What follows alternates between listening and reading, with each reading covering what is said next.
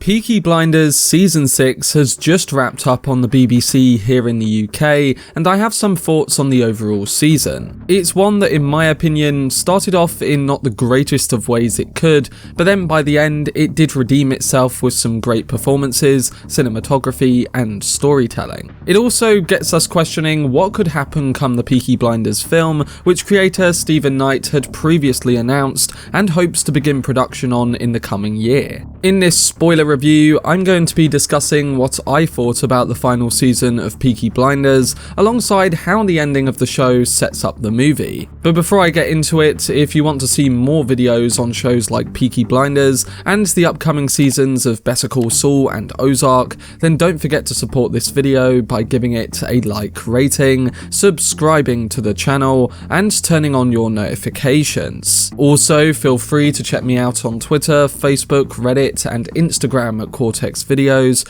which is all linked in the description below. But without further ado, let's dive into my review for Peaky Blinders Season 6.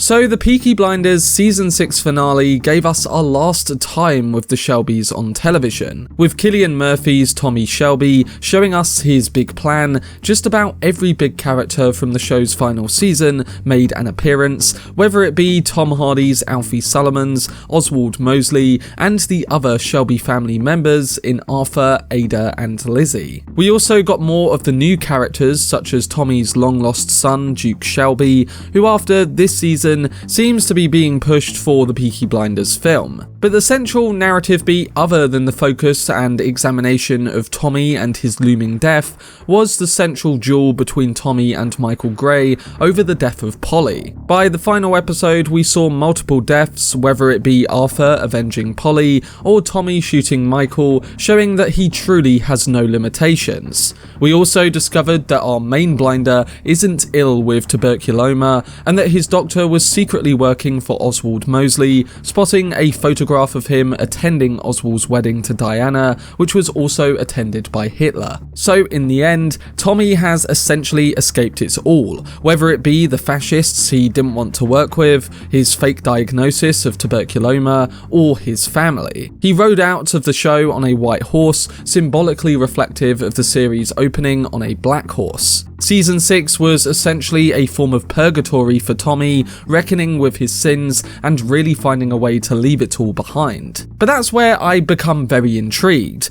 because while this season had its ups and downs, one thing I really did like was the ending, and if this was a perfect send-off for Tommy, which I thought it was, how will that play into the future? He's apparently now free that is, until the Peaky Blinders feature film. I will be getting into this towards the end of the video, but from a narrative point of view, I hope they can pull it off after this ending. It does seem more like the perfect ending for Tommy's time on TV, with the film potentially being more directed at giving us the whole family a proper send-off.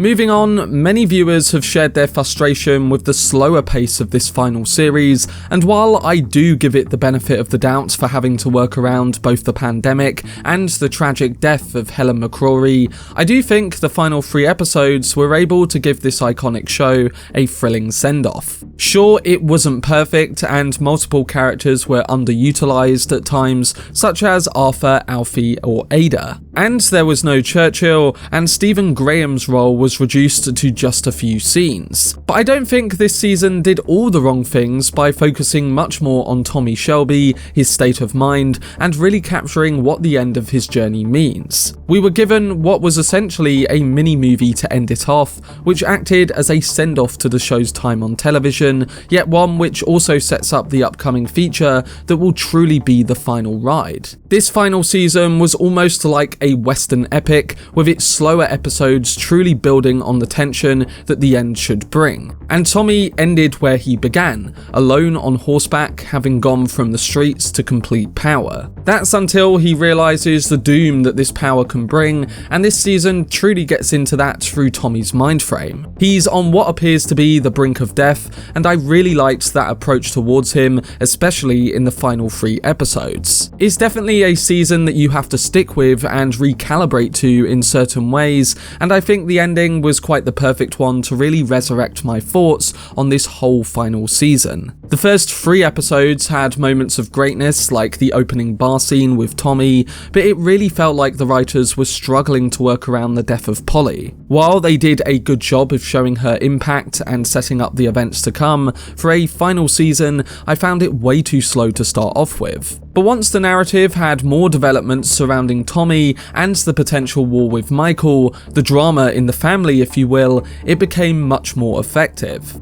In particular, the ending with his daughter Ruby and there being no incurable tuberculoma was the final straw that needed to happen after a season of Tommy's grief, yet increasing dive back into the bloodshed and control that he claimed at the start he had moved past. He really needed a moment to reckon with his sins and make the audience truly believe he had found freedom. The ending also made the death of his daughter much more impactful in the long run, and it rightly connects everything to the other plot lines that felt weaker earlier on. It was quite satisfying to see that his so-called doctor's disregard for gypsies, instructing to burn the wagon at the end, had turned out to be the thing that set Tommy Shelby free. It was an episode dedicated to the Shelby family, underlining that they are bad people, but bad people we have followed and become attached to, who have no limitations when it comes to even worse people. The performances really helped to echo these kinds of messages,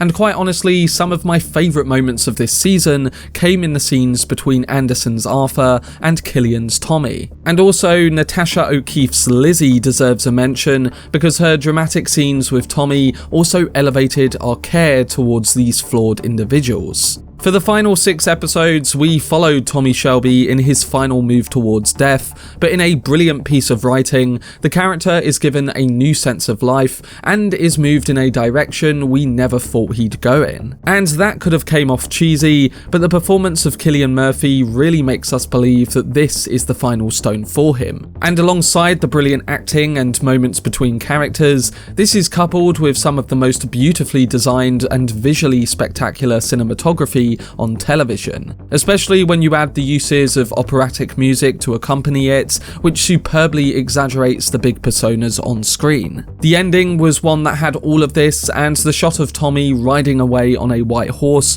from the burning carriage with pictures of his family inside is quite the iconic image that sticks with you regarding his character.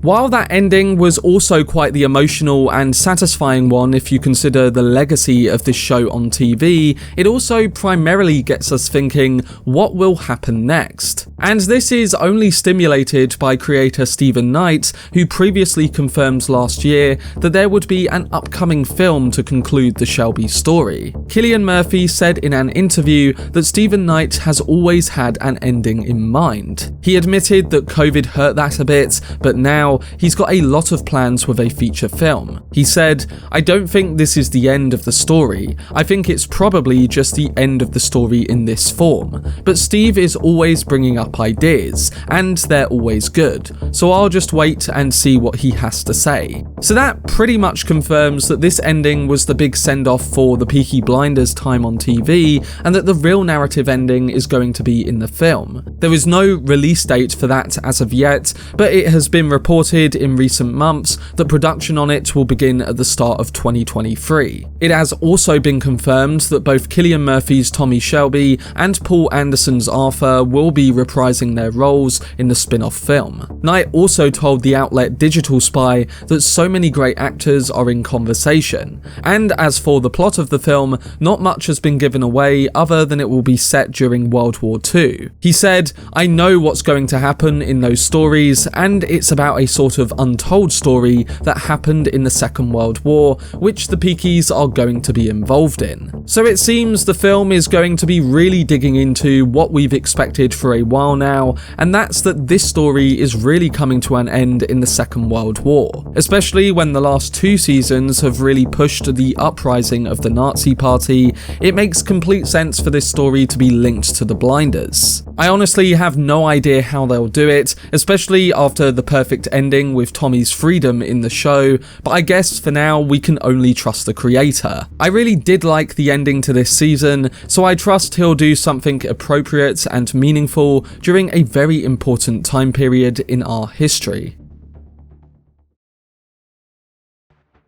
But that was my spoiler review for Peaky Blinders Season 6. It's going to be interesting to see what they do in the upcoming film, but I do think overall that this final season was satisfying when it comes to how they dealt with Tommy Shelby. It was hard for them after the many restrictions during COVID and the death of Helen McCrory, but I do think they've salvaged quite a compelling ending to the Blinders run on television. This season was much slower than previous ones, but it really built up to the more explosive moments quite effectively. But like I said, I think the standouts of this season lie in the performances of Cillian Murphy's Tommy, Paul Anderson's Arthur, Natasha O'Keeffe's Lizzie, and the many important uses of Polly throughout the episodes. You really get into the head of these characters and what they truly feel come the end of their story, and if anything, it just makes me wonder how they'll tackle the film following the ending they went with. Yes, I do think it could have been better, but these roles really did help make me care about the direction the show went in. I'm giving Season 6 of Peaky Blinders a rating of 8 out of 10. But to those who have already seen the final season, what were your thoughts on the Peaky Blinders ending, and what direction do you think they could go in with the upcoming film? Let me know down below in the comment section. For lots more videos surrounding the latest film and TV releases like Peaky Blinders, then subscribe to the channel and turn on your notifications. Also, if you enjoyed this video, remember to leave a like rating and follow me on social media via the links in the description. But anyway, I hope you guys enjoyed it. I've been Cortex, and as always, make some noise.